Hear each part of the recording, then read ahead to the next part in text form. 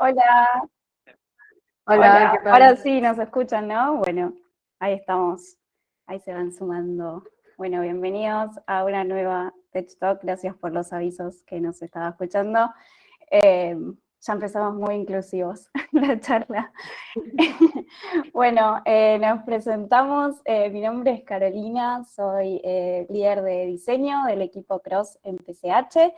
Soy diseñadora gráfica UX UI y Rox. Y yo soy Roxana Ávila, también formo parte del equipo de Nearpod, que es un proyecto dentro de PCH, también soy diseñadora UX UI. Y bueno, les vamos a hablar un poco sobre accesibilidad, diseño inclusivo. Sí, bueno, como adelantamos ya en el nombre de la charla, hoy vamos a hablar un poco de lo que es diseño inclusivo y la importancia de accesibilidad. Para arrancar, hoy en el marco de este día, hoy es el día del diseño gráfico, así que por eso también surgió hacer esta Tech Talk especial, así que primero feliz día para todos los diseñadores. Y bueno, y arrancamos entonces, si les parece, ya somos como 70, así que gracias. Bueno, cualquier comentario o duda que vaya surgiendo, obviamente pueden ir poniéndolo por el chat, que de a poco lo vamos a ir, si hay dudas, vamos a ir respondiendo, o cualquier cosa que vayan necesitando. Así que bueno, como les contaba, ya arrancando, hoy es el Día Internacional del Diseño Gráfico y por eso nos pareció especial hacer esta TED Talk. También es conocido como el Día del Diseño de la Comunicación. Y bueno, de hecho en Argentina tenemos doble día porque hay otro el 24 de octubre que tiene que ver con la primera persona que se recibió en Argentina, que fue una mujer en Mendoza.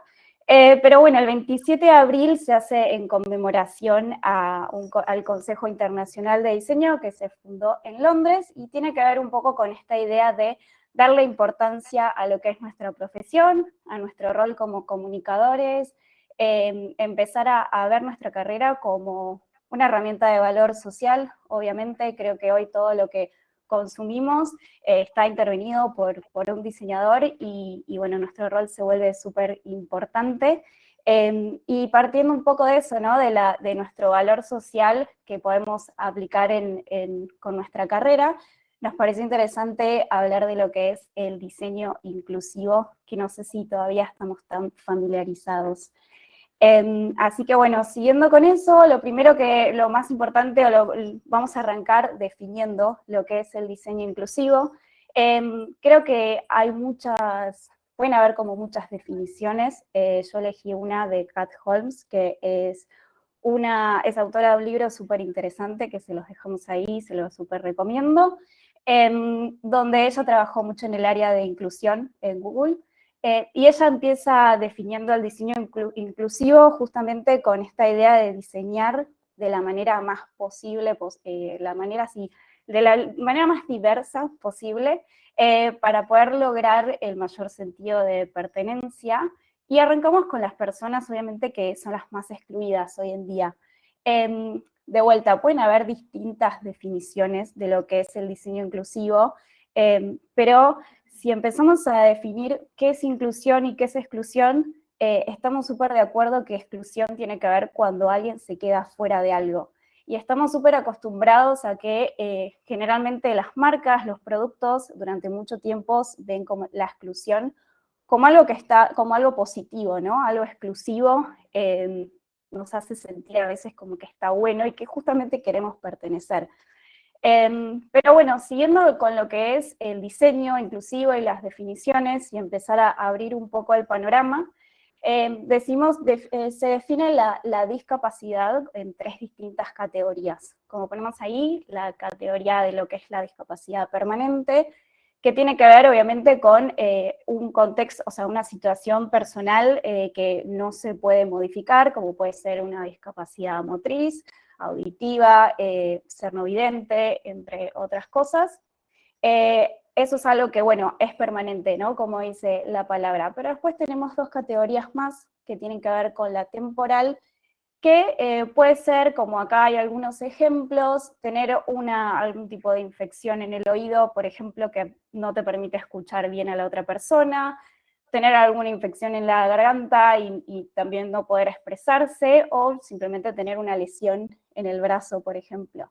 Eso hace, y llevándolo a lo que es el diseño y los productos, así que, por ejemplo, si tengo una lesión en el brazo, solo voy a poder usar el celular con una sola mano, y solo voy a poder apretar esos botones con una sola mano. Entonces, para empezar a contextualizar, ¿no?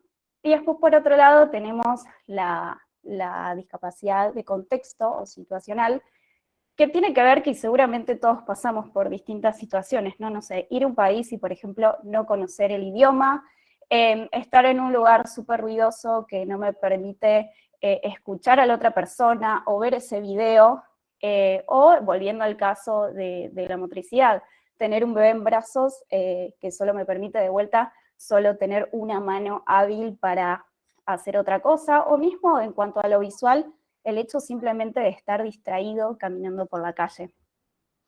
Así que bueno, siguiendo con esta definición, ya creo que ahí empezamos a ampliar un montón, ¿no? Lo que es la inclusión y lo que es la discapacidad en sí.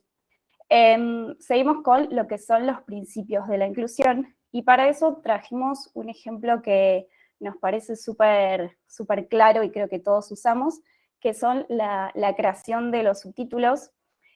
Obviamente la creación de los subtítulos se generaron por una necesidad, obviamente, ¿no? Que tiene que ver con reconocer a las personas que son más excluidas, que son esas personas, obviamente, que no pueden acceder a ese contenido porque no pueden escuchar esas voces.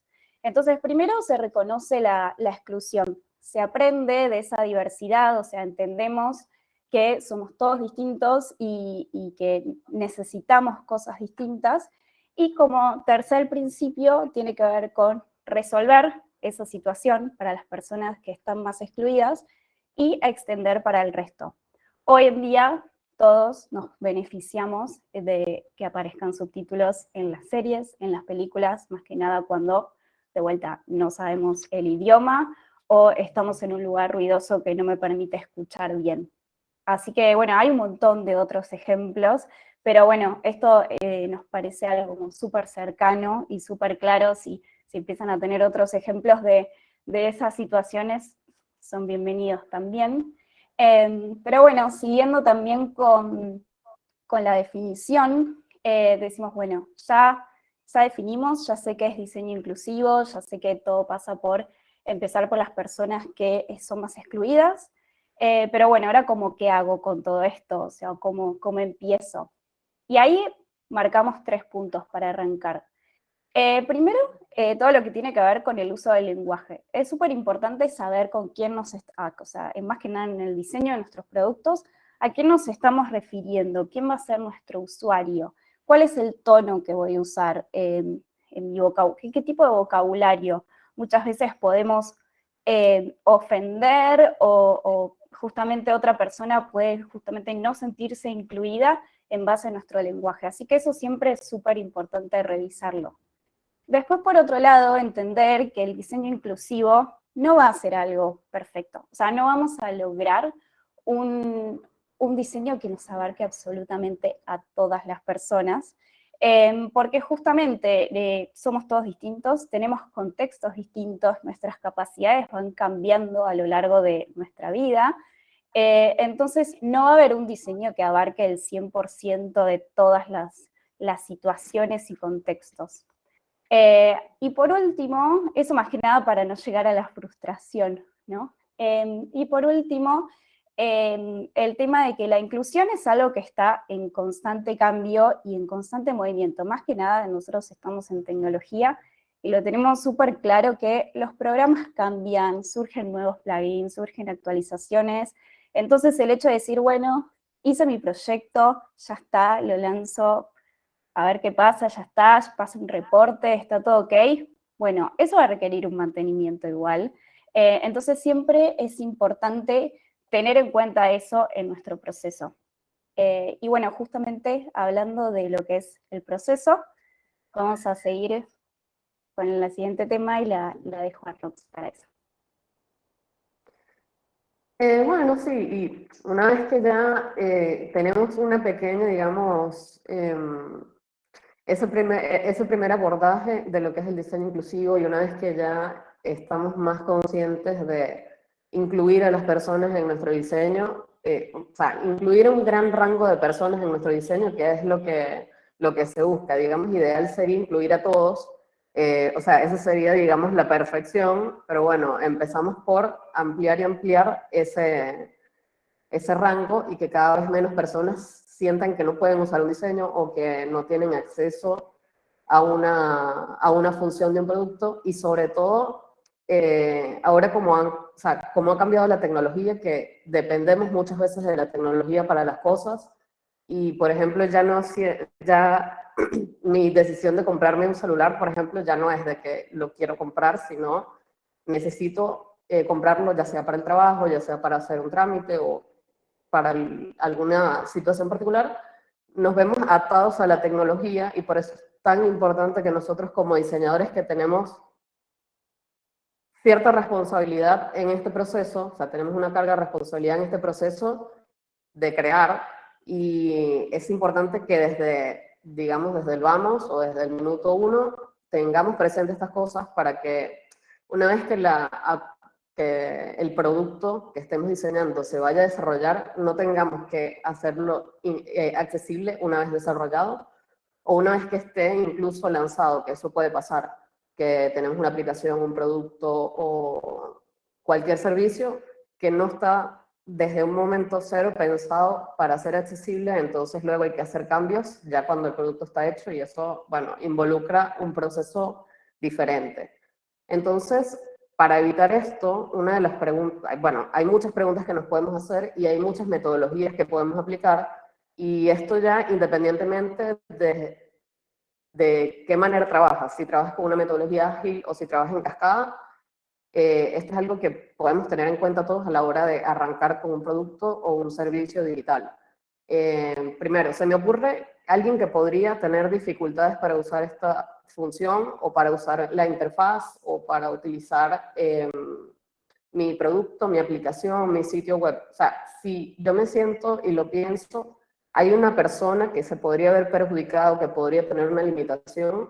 Esa es mi primera pregunta. Y acá no tanto para ponernos en los zapatos, sino para tener como un primer nivel de empatía, porque luego es importante también que diseñemos con las personas, o sea, que no sea nada más como que, bueno, lo que yo pienso, que una persona puede tener limitación, es lo que yo voy a tomar en cuenta. No, sino que este es el primer paso, o sea, este es como el primer abordaje que tenemos, es de hacernos esa pregunta, ese autoanálisis.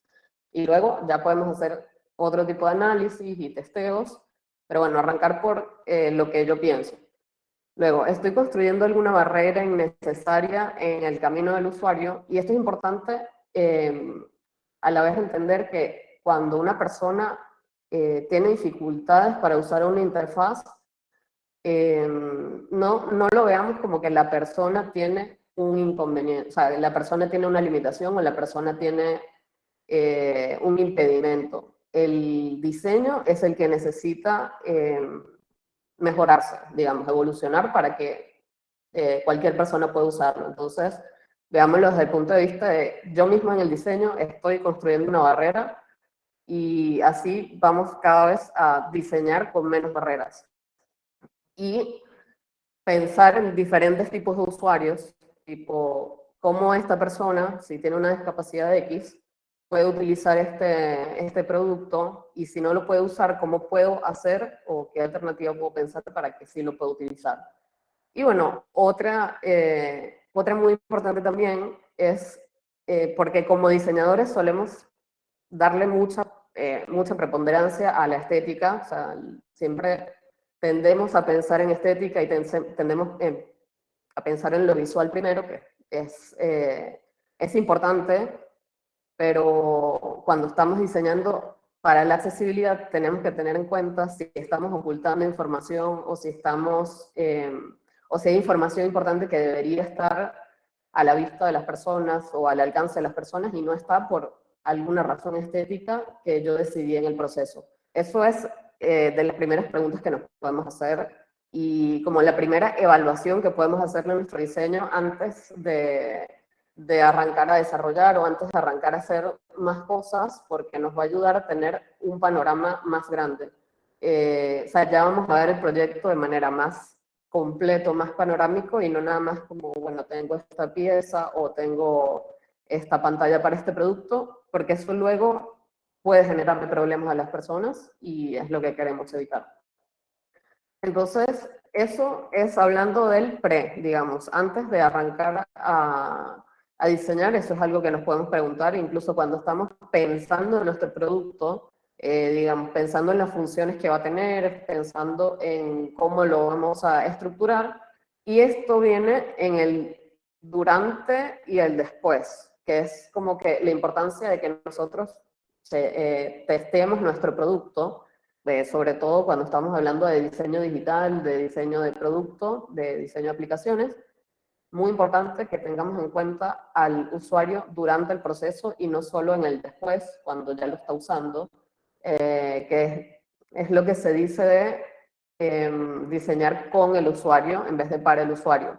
Y mucho cuando se habla de experiencia de usuario y de accesibilidad, se habla de diseñar centrado en el usuario, por esto mismo, porque una vez que nosotros tenemos una idea de lo que el usuario puede pasar y la plasmamos en el papel y se la presentamos a un usuario real, que es el que va a interactuar con el producto o el que va a utilizar la función, vamos a tener una idea mucho más concreta de realmente cuáles pueden ser los problemas que van a tener estos usuarios. De repente, yo pienso que tal función le va va a ser muy útil para tal segmento de la población, y cuando una persona de ese segmento la utiliza realmente no le funciona, o pensaba que iba a encontrar las cosas en otro sitio, o simplemente no hay un gran porcentaje de esa población que realmente le funcione tan bien como yo pensaba. Entonces ahí es cuando arranco mi proceso de nuevo. Y en arrancar el proceso me refiero a volver a tener ideas, volver a generar prototipos, que son, digamos, son etapas del diseño previas al lanzamiento, digamos, o a la publicación. Entonces, yo tengo un prototipo de algún producto, se lo doy a probar a una persona, y una vez que esa persona me dice su experiencia, puedo tomar en cuenta lo que esa persona me dice o lo que ese grupo de personas me dice y vuelvo a comenzar. Y a esto es lo que llamamos iteración, y es una de las cosas muy interesantes del diseño UX, que podemos hacer esto cuantas veces necesitemos y cuantas veces requieran nuestros usuarios, y a veces este proceso no termina, no tiene fin, pero el tema con los productos digitales es que, bueno, son bastante flexibles a esto y pueden evolucionar muchísimo, y así muchas más personas podemos utilizar más productos y podemos sentirnos más cómodos en el mundo digital. Y bueno, tiene muchos beneficios. Puedes notar problemas con anticipación, que esto es súper importante a la hora de tener un proyecto, de poder notar estos problemas antes de empezar a desarrollar o construir o a imprimir incluso. O sea, depende del proyecto que estés haciendo, que empieces a notar problemas antes de publicar, te ahorra muchísimo tiempo, te ahorra muchísimo dinero y es un beneficio para todos. Sí, es el miedo de mandar el primer testeo, de mandar esa primer prueba, porque uno asume que todos van a entender exactamente el flow que se armó y generalmente uno se lleva muchas sorpresas, así que cuanto antes se testee siempre sí, y que lo mejor. se aprende muchísimo sobre los usuarios, sobre todo porque a veces lo que tenemos en nuestra mente de lo que es un usuario y de lo que piensa y de cómo actúa es muy diferente a la vida real. Y eso de testear con los usuarios nos da demasiado contexto sobre lo que trabajar. Y bueno, Esto, por ejemplo, es un ejemplo de diseño de producto que muchas veces en diseño hablamos de diseño digital y de diseño para web o para aplicaciones, pero bueno, diseño aplica para cualquier producto y cualquier servicio. Y acá tenemos un ejemplo de por qué no hace falta que hagamos un modo accesible, digamos, que hagamos un diseño diferente o un diseño que está separado del original para hacerlo accesible. La idea sería que diseñemos el producto siendo accesible, o sea, el producto desde que nace idealmente ya debería ser accesible. Acá tenemos un lavamanos basculante que tiene como una pequeña rueda, digamos, llamémoslo así, que permite que esto se oriente o gire un poco según la necesidad de la persona que lo va a usar. Y esto no va a cambiar el diseño original del lavamanos, no necesito tener un segundo lavamanos para que lo puedan usar más personas, sino que el mismo diseño original abarca otro rango de personas o abarca otro segmento de la población y esto nos ayuda, digamos, a que más personas lo puedan usar sin necesidad de yo crear algo especial. Y esto lo podemos ver con muchos productos digitales también. O sea, el hecho de que yo pueda activar o desactivar subtítulos dentro de una serie o dentro de una película me dice a mí que no es que existe un producto y luego hay otro subproducto que es accesible, sino que ya de por sí el producto le implementaron una mejora para que sea accesible.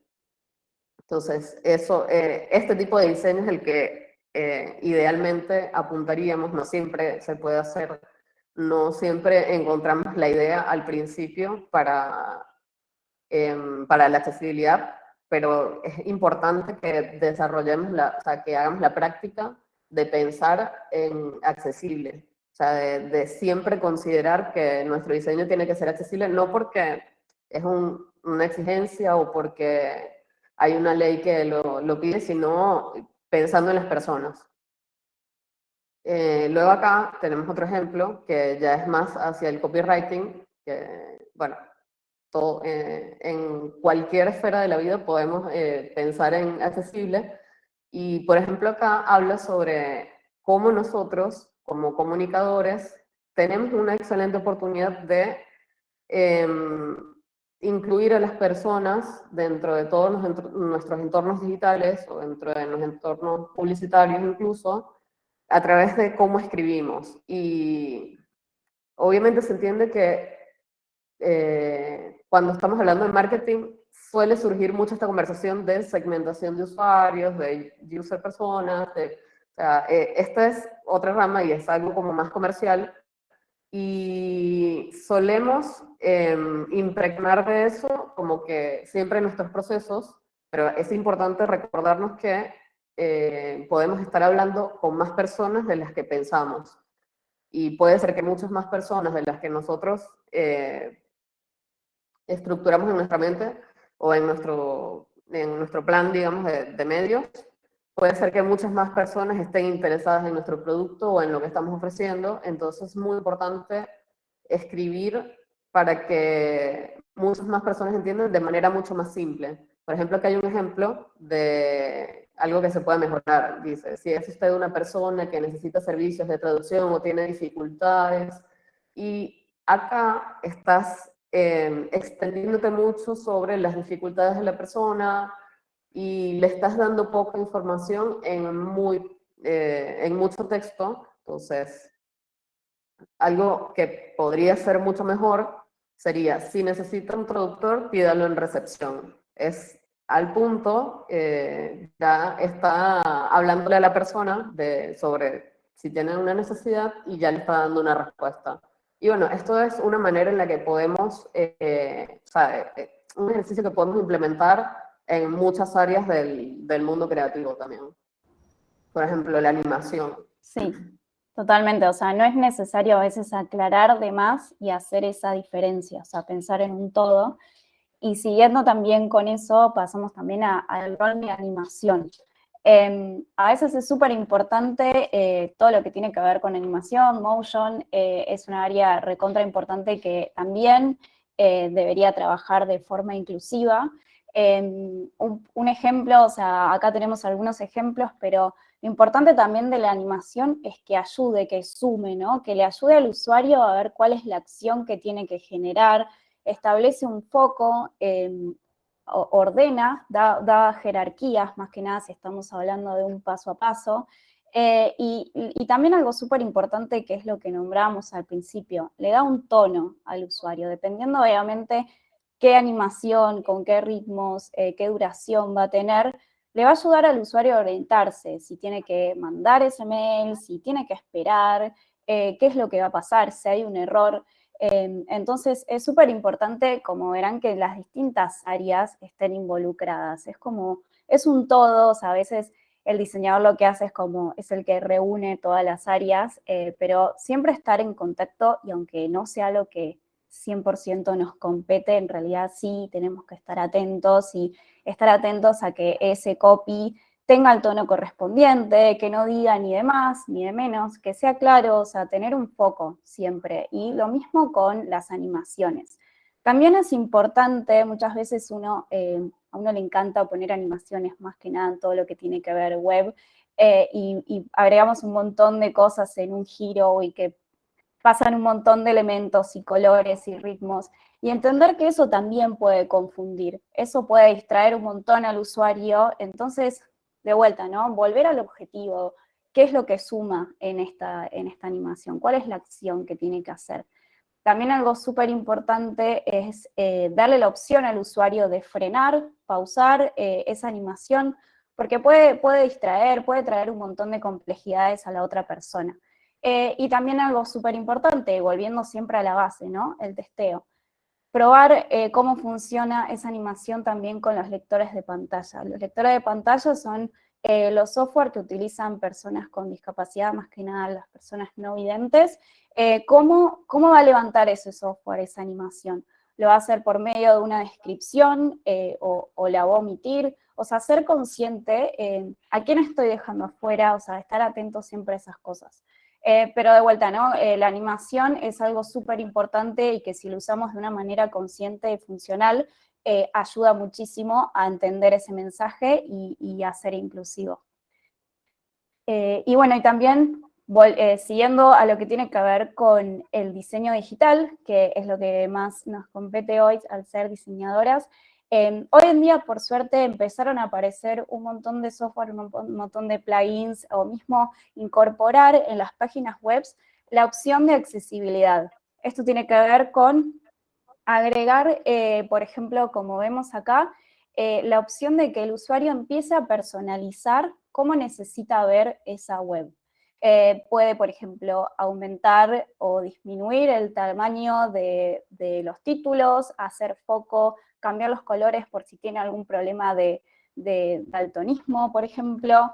Hay un montón de opciones. Obvio que esto no nos quita la responsabilidad de hacer las cosas bien de entrada, pero como decíamos antes, el diseño inclusivo tampoco es perfecto y no abarca el 100% de todas las discapacidades permanentes de contexto y temporales.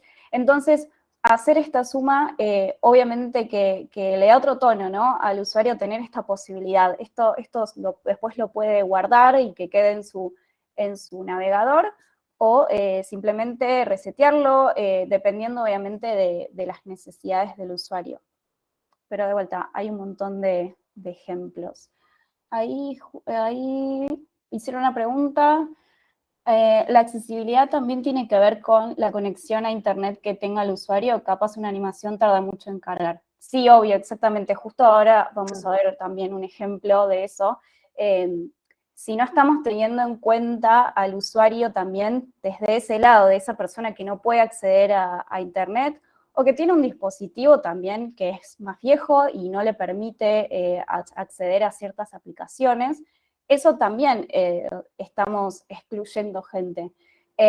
Ahora lo vamos a revisar, pero sí, totalmente es súper importante ese lado. Sí, incluso hay test de accesibilidad de web que te incluyen, por ejemplo, tiempo de carga de las imágenes y si todo dentro de un sitio web está como bien etiquetado, como para que en caso de que haya una mala conexión o una caída dentro de la conexión web de la misma persona, todavía pueda de la mejor manera acceder al sitio o al servicio que esté usando. Sí. Lo importante siempre es darle al usuario al menos dos maneras de llegar a ese mensaje. Por ejemplo, si yo quiero marcar un mensaje de error, por ejemplo, si solo lo hago por el medio del color, no sé, el error sería marcar algo en rojo. Pero, no sé, tenemos casos de ciertas personas que tienen, no sé, daltonismo, por ejemplo, y no pueden diferenciar esos colores. Por más que el contraste esté bien, ya estamos dejando a esas personas afuera. Ya hay un grupo de personas que no van a poder darse cuenta si hay un mensaje de error. Entonces, lo hago por el color y puedo sumar una bajada de texto aclarando o una iconografía o algún elemento más. O sea, siempre tienen que haber al menos dos caminos para cumplir lo mínimo, ¿no? Obviamente que cuanto más, mejor. Y bueno, y también siguiendo con lo que es el diseño digital, acá hay otros ejemplos para chequear también en el proceso. Esto, lo que mostramos antes, tiene que ver ya cuando la página ya está en funcionamiento, ya está live, pero también hay toda una parte por detrás, que también vamos a profundizar ahora en un ratito, de un montón de plugins, un montón de testeos que se pueden hacer a la hora de generar un diseño UI, por ejemplo. Y bueno, continuando con esto y reforzando lo que decía Rox de la importancia del testeo, del rol del diseñador, y entender que no estamos diseñando ni para diseñadores ni para nosotros mismos, ¿no? Estamos diseñando para absolutamente todos. Entonces, cuanto más abra mi campo de visión, incorpore a más personas, obviamente más rico se va a volver mi diseño. Entonces, es importante esto de tomarse el tiempo de realmente hacer un análisis antes de empezar a resolver el problema, antes de agarrar ese programa con esa hoja en blanco y empezar a diseñar. Hacer un relevamiento, reunirse con otras personas. Muchas veces se piensa que el testeo es costoso, el testeo lleva tiempo, nunca hay tiempo, pero si ya empezamos a introducir este proceso desde el vamos, es tremendo el tiempo que se ahorra después. O sea, las iteraciones son menos, los costos terminan siendo menos, porque si no después pensar el diseño de una manera no inclusiva y agregarlo después no funciona. Tiene que estar desde un primer momento. Entonces, entender que el diseño se hace con las personas. Y obviamente, si incorporamos a las personas más excluidas, que los que tienen que ver, como dijimos antes, las discapacidades permanentes, más rico va a ser todo el proceso y muchísimo más fácil. O sea, tenemos que incorporar el testeo y entender que somos comunicadores, que tenemos una responsabilidad y que si estamos generando un producto que no es inclusivo, es nuestra responsabilidad, no es la responsabilidad de la otra persona porque tiene una capacidad distinta. O sea, nosotros a lo largo de nuestras vidas vamos a ganar y perder capacidades todo el tiempo. Entonces, estamos diseñando para nuestras versiones del futuro, por decirlo de una manera, entonces no estamos para nada exentos de eso. Así que un poco para cerrar también, entender este tema, no existe la normalidad, no existe ese usuario normal, y entender eso, ¿no? Que una vez que entendemos y somos conscientes que la normalidad, una vez que se reconoce, pasar a la inclusión es simplemente un tema de elección, o sea, no hay mucha más vuelta que darle en ese sentido. Tenemos que ser conscientes, sí, para quién estamos diseñando, no asumir que porque una persona tiene una discapacidad no va a querer llegar a ese producto, o sea, no asumir para nada eso, y ser consciente a quién estoy dejando afuera y por qué lo estoy haciendo. Así que bueno, después, ahora hablando un poquito más de los casos, y también volviendo al comentario también que estábamos diciendo, Esto, o sea, un buen diseño, o sea, el diseño inclusivo siempre va a ser mejor y siempre tenemos, como dijimos antes, pensar eso desde un principio.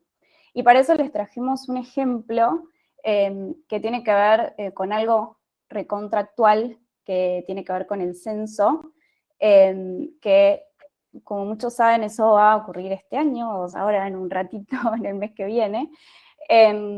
Y por primera vez se generó, en el censo en Argentina, por primera vez se va a generar un formulario digital donde uno va a poder cargar los datos de manera digital. Entonces, empezaron a ver, se hizo un primer chequeo de esa web y empezaron a ver un montón de fallos de lo que tiene que ver accesibilidad. Primero, y volviendo al comentario que nos habían dejado, primero estamos dejando afuera a las personas que no tienen una conexión con internet, por ejemplo. O mi abuela, por ejemplo, que no está acostumbrada para nada a encargar información en un formulario digital. Claramente no va a poder hacerlo sola, va a tener que necesitar por lo menos a alguien que lo ayude. Y también personas que tienen baja conectividad, como dijimos antes, o tienen algún dispositivo más antiguo que no le permite por algún motivo cargarlo. Ya eso partiendo desde base. La solución a todo esto es obviamente mantener a esa persona que te toca la puerta, igual hacerte las preguntas, ¿no? Al menos para darle esas dos opciones al usuario. Pero más allá de eso, la web en sí tiene un montón de problemas de accesibilidad, lo que estuvimos viendo, hay un montón de comentarios y notas que son súper interesantes y los invitamos también a que las empiecen a revisar. Hay un montón de testimonios que se empezaron a aparecer de que la web, por ejemplo, no es accesible en el sentido que no se puede manejar por el uso del teclado. Si pasamos a la siguiente, vamos a ver algunos testimonios de esos. Por ejemplo, esto, ¿no? Estoy obligando sí a sí, los elementos dentro de la página están mal etiquetados, entonces estamos obligando a una persona que sí o sí tenga que usar un mouse o un pad para manejarlo. Ya ahí hay un montón de gente, por ejemplo, gente no vidente, que no podría acceder a esa información. Por otro lado, las preguntas, los botones no son fáciles de seleccionar, lo cual requiere también una motricidad tal vez un poco más fina, o algunas preguntas terminan siendo un poco difíciles para interpretar, lo cual también estamos dejando fuera a personas con una discapacidad intelectual. De vuelta, tal vez la solución también sería sumar a esta página, a este formulario, la opción de que el usuario pueda editar en base a sus necesidades también ese formulario. Imagínense que esto es algo obligatorio, que todos tenemos que aplicar, que todos tenemos que que todos tenemos que completar. Entonces, ¿para qué justamente complicársela? ¿Por qué no? Imagínense, si esto es obligatorio, la infinidad y cantidad de otras páginas web que no son obligatorias, que tampoco son accesibles. De vuelta, a pensar el proceso ya desde un principio, ¿no? Claro. Sí, y que si le vas a incorporar el digital, sería importante dejar el formato tradicional, digamos. O sea, por si alguna persona lo Sí, necesita, porque seguramente alguna persona lo va a necesitar. sí. Y ahí nos dejan otro comentario, pero en ese caso, a las personas que no se censen por la web, las personas censan igualmente el día del censo como siempre, ¿no? El censo en sí no es inaccesible, aunque la web sí lo sea. Sí, exactamente, entiendo que igual van a pasar por nuestras casas, pero bueno, si estamos generando una web, es importante que tengamos en cuenta esto, los contrastes de los colores, que se pueda navegar por el teclado, o sea, si lo hacemos, obviamente, si está esa posibilidad, que sea lo más accesible para todos, sino que esas personas sí o sí tengan que esperar a esa persona que pase por tu casa. O sea, si yo puedo completar ese formulario, es importante que la mayoría de las personas tengan esa posibilidad y que no sea justamente algo exclusivo si cumplimos ciertas capacidades. Claro. Bueno, y siguiendo un poco con esto, vamos a algo un poco más práctico. O sea, una vez que ya hablamos un poco sobre cuál sería el proceso, digamos, o estudiamos algunos casos, aquí hay algunas cosas que se pueden tomar en cuenta a la hora de sentarse y diseñar.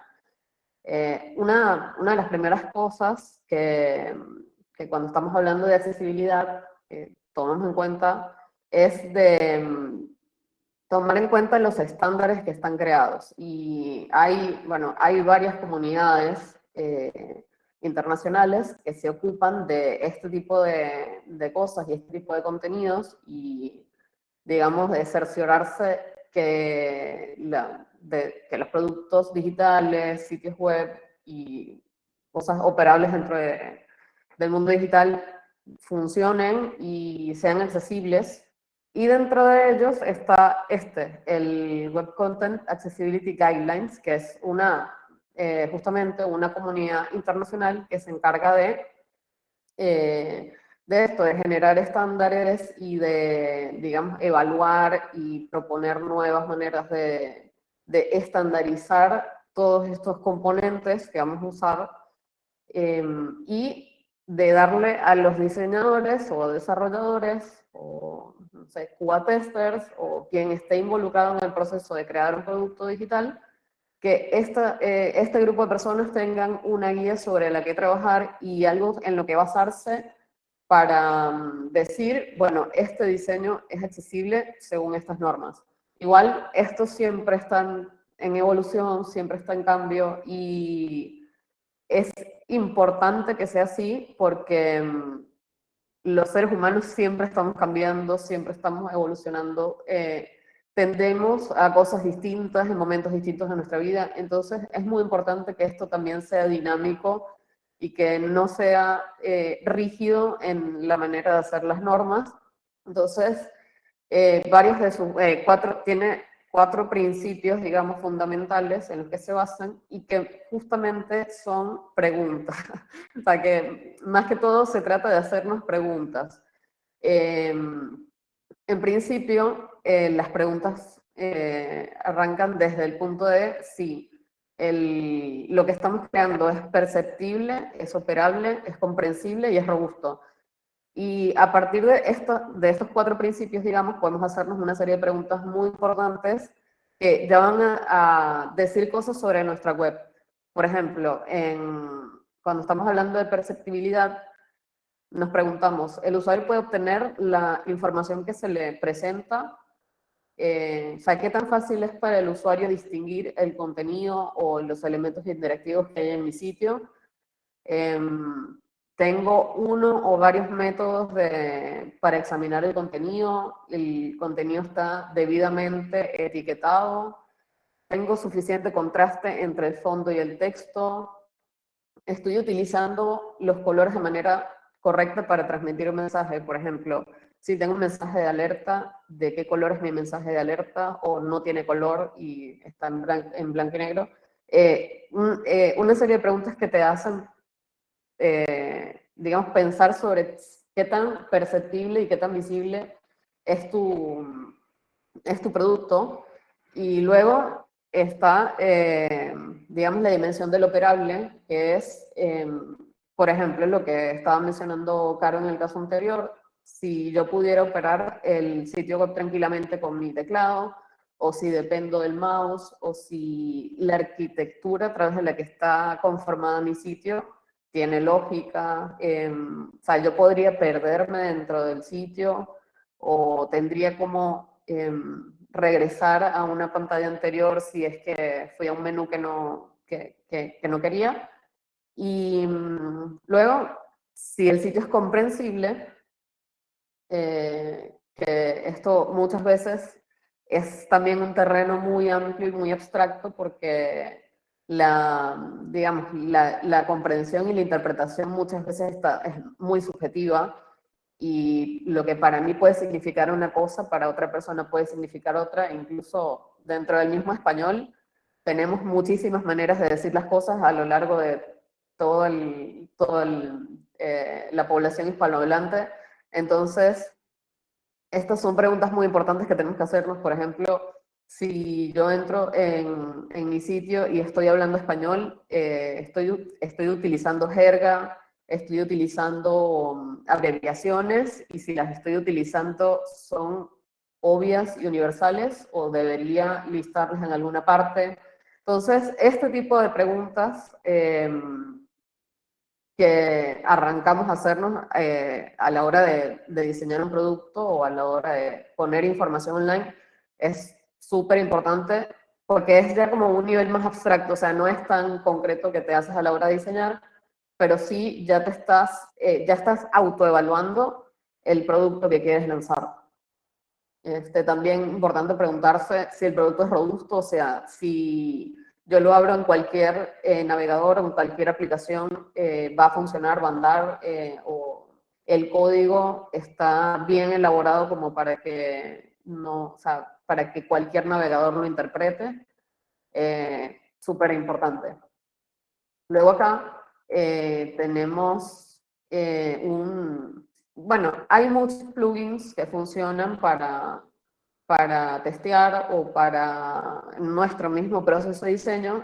Por ejemplo, tenemos un simulador que puedes cambiar las características, justamente era lo que estaba haciendo Caro hace ratito, y puedes cambiar las características según la necesidad que tengas. Y esto te da una libertad, digamos, como usuario, porque si bien nosotros diseñamos para que el diseño se vea estético digamos, a nuestros ojos de diseñador y según nuestro criterio y lo que hemos estudiado, si bien está esa dimensión, luego está que puede ser que yo no pueda distinguir un color de otro, entonces no puedo distinguir el color del fondo porque el texto del fondo, porque tengo sí, o sea, tengo Sí, alguna dificultad para hacer eso ese es y súper interesante. necesito, Y es súper sí, fácil, es un plugin que te puedes bajar en tu propio navegador, se llama Web Disability Simulator, y eso también es una forma de testear. O sea, no estás gastando plata, no estás invirtiendo demasiado tiempo, es simplemente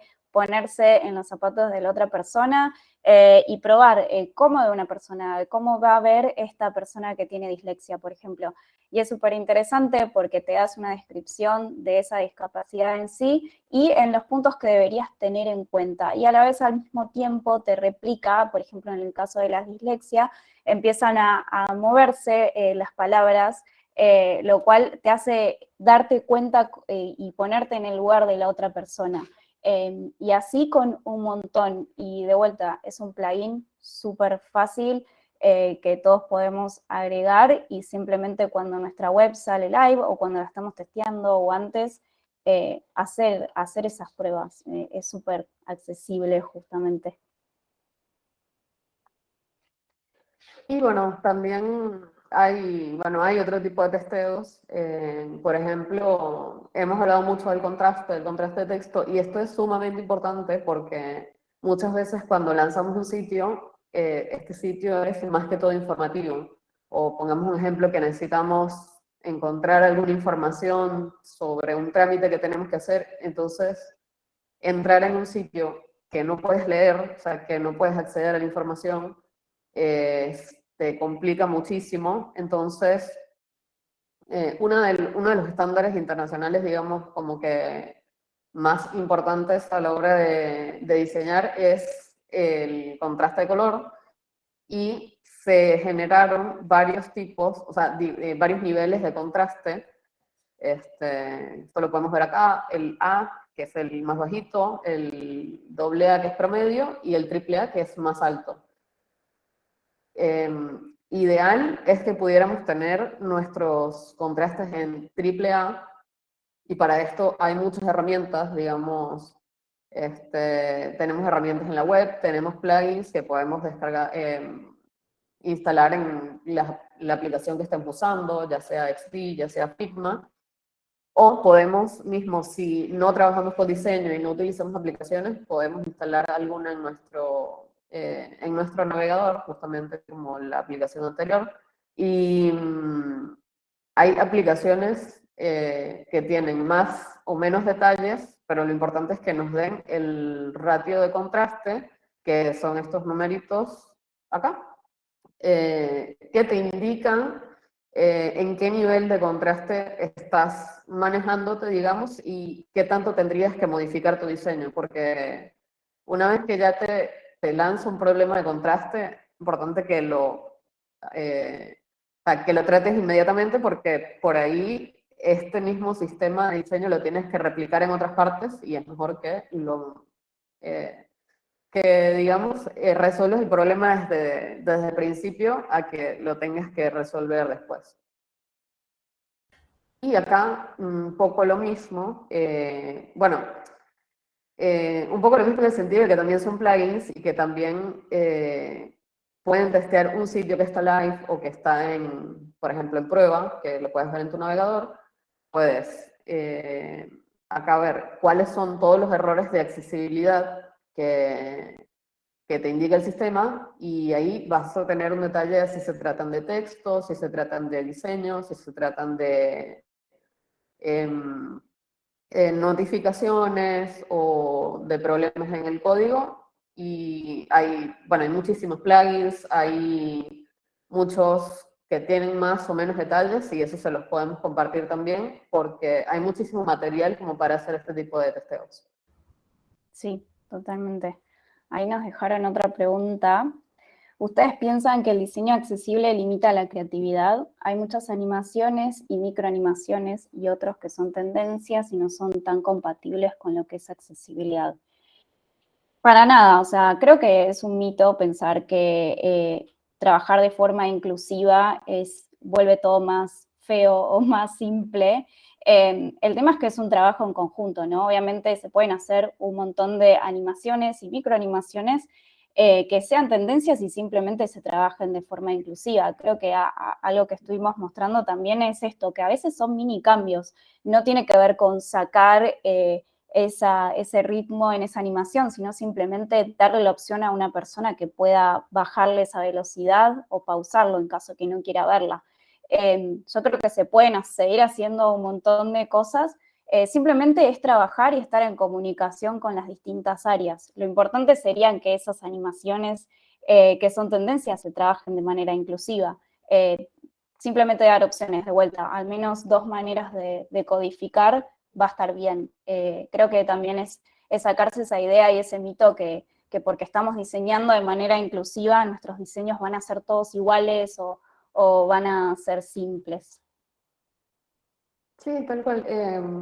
Sí, yo opino igual, o sea, coincido, y siento que muchas veces, como esto es algo que ha venido creciendo dentro de lo que es el diseño gráfico digital, porque hemos adquirido, digamos, otro rol, diseñadores, incluso personas que trabajan en motion graphics, hemos adquirido un nuevo rol o sea, agregado a esto, pero siento que es algo que podemos agregar en vez de limitar lo que hacemos, digamos, en vez de limitar lo que estamos diseñando, podemos agregar estas cosas, o sea, agregar estas consideraciones, y ahí vemos cómo nuestro diseño se va a modificar, pero no necesariamente se tiene que, digamos, afear, o sea, la idea es que evolucione y se puede usar de más maneras.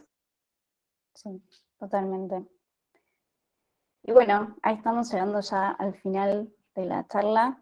De vuelta, ¿no? Los invitamos un montón a buscar, hay un montón de información de las distintas áreas, ya sea de diseño, UI, UX, animaciones, dev, hay un montón de información. A veces no está justamente tan visible, pero hay un montón de grupos y distintas comunidades que están hablando de lo que es accesibilidad.